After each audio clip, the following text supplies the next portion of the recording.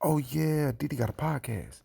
The only reason that we're going to be discussing Elon Musk in this video is because it just dawned on me that since we've been discussing Donald Trump, the Trump administration, things that they've been doing, things I believe they have planned for later this year, or of course, we've discussed the Great Reset, possibly preparing for war. Well, there's a very important person that I left out, Elon Musk, Mr. AI microchip man himself, as I believe he's going to play a huge role in the direction of where not only America, but the world is headed.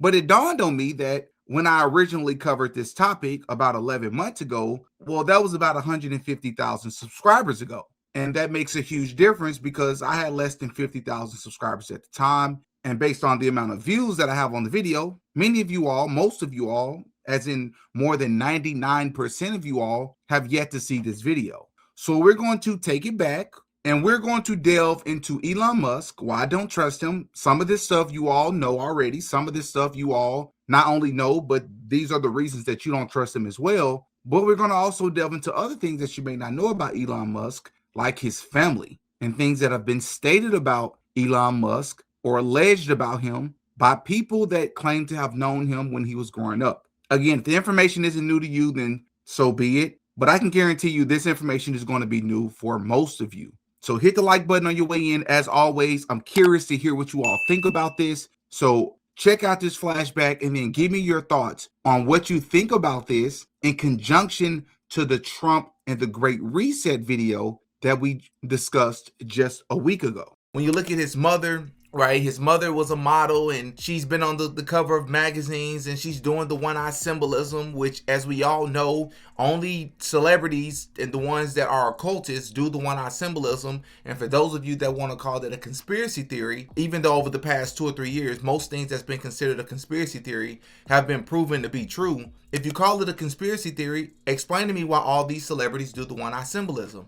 But that's besides the point. She's tied to Beyonce. She was in one of Beyonce's videos with all the weird symbolism. And then when you look at Elon Musk as his dad, he apparently had 2 children with his own stepdaughter. And it's just a whole lot of weird stuff. Well, another thing I covered in that video was this lady who's claiming to have been Elon's nanny when he was a child. Hi.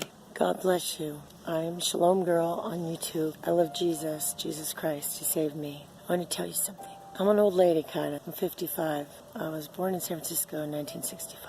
When I was a girl, I was in San Francisco. I was procured and sent to work for a family. There were 3 generations. There was a boy, the boy's mother, and the boy's grandfather. They were coming from Africa. They were white as me. I thought they'd be black. They were coming from Africa. And because of something the boy did, I never told what he did. The boy did something very dark when he was very little. And I was just coming to know Jesus. And Jesus saved me. And anyway, the boy did something very dark. And I never told what he did. And then one day I asked someone in the circle, Imelda, Joaquin's mother, I asked Imelda, I said, is he the Antichrist? I was 13 years old. She didn't even blink. She said, no, but he will present the mark. And when you see him do that, the Antichrist will take the stage. So now here we are, 40 years later. Boom, that boy is the star of the world. He's the king of the world, but Jesus Christ is the king of my heart. Okay, the boy's name then was Elon.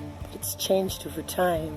But we're 40 years later, and I see that boy everywhere, and the world adores him, but he's the king of Babylon. And I'm going to call you out. Choose you this day whom you will serve.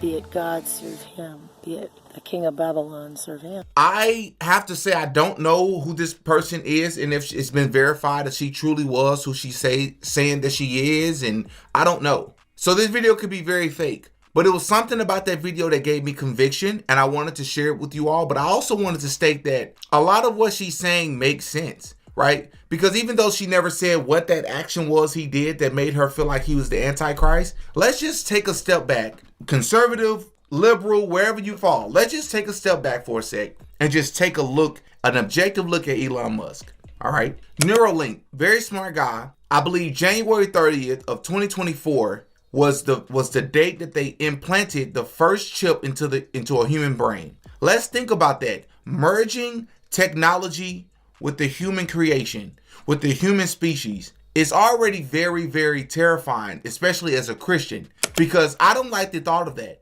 Being able to control your phone from a chip in your brain. I don't like that. And I understand, like, we fear what we don't understand. A lot of our older generation feared the internet, and I think they had good reason to fear it. We understand it better than they do. But I think this is different.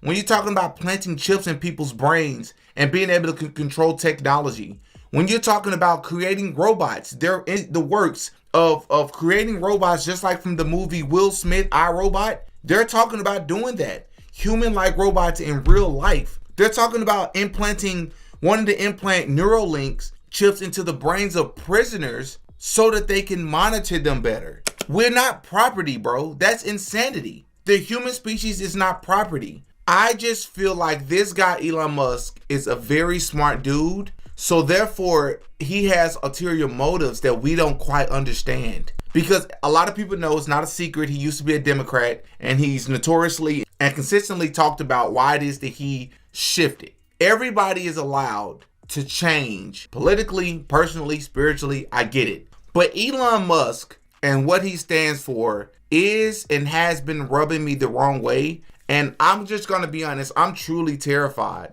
for our society. I'm truly terrified for what it looks like. I don't trust him. Now, the Democrats have additional reasons to not like Elon Musk and Donald Trump. They're using terms like white supremacists and other things that I don't subscribe to. But at the same time, outside of them just not liking the fact that a lot of these things are being exposed by Democrats and what they've been using our tax money for, there's an additional reason outside of that all of us as Americans should be looking at this guy, Elon Musk, and saying, get this guy out of the way. Like, or either get him out of the way or closely monitor him or set certain guardrails in place so that this man don't have access or don't have the power to do something that quite literally removes Congress and our checks and balance system, because we have to have a system. And if we don't have it, we are quite literally putting the trust in a person that's not only just like Ben Shapiro, who's talking about this dual citizenship for Israel just as much as he's for America. Elon Musk is another person who is one of, if not the richest men in the world, could have other interests tied into why or why he's doing what he's doing and a way that he can benefit from it. I'm not smart enough to know the ins and out of it. I'm not on YouTube or on social media to pretend like it. But as an American citizen, as a person with a brain, I'm looking at this person and I'm saying, he's evil. I think that he's evil. I don't think all of a sudden you're standing with all these Christian conservatives and you just want what's best for society. I truly don't believe that. Because while I agree with the concept of Doge and what him and Vivek Ramaswamy put together, even though Vivek Ramaswamy is no longer a part of it, I support it, and I support the purpose of why it was put together. And even all of the reports that's come out stating what our taxpaying dollars have been going to over the past few years further proves that Doge and its purpose is necessary. Through USAID over the past several years, these are some of the insane priorities that organization has been spending money on. $1.5 million to advance DEI in Serbia's workplaces, $70,000 for a production of a DEI musical in Ireland, $47,000 for a transgender opera in Colombia, $32,000 for a transgender comic book in Peru. I don't know about you, but as an American taxpayer, I don't want my dollars going towards this crap, and I know the American people don't either, and that's exactly what Elon Musk has been tasked by President Trump to do, to get the fraud, waste, and abuse out of our federal government. But I gotta admit, several people have made very good points as to how Elon Musk having access to our federal government as somebody who's from Africa, as somebody who has not been vetted, is a bit suspicious. Do you know why they went after access to the federal government's payment system? I have no idea, but I don't have any positive thoughts when it comes down to it.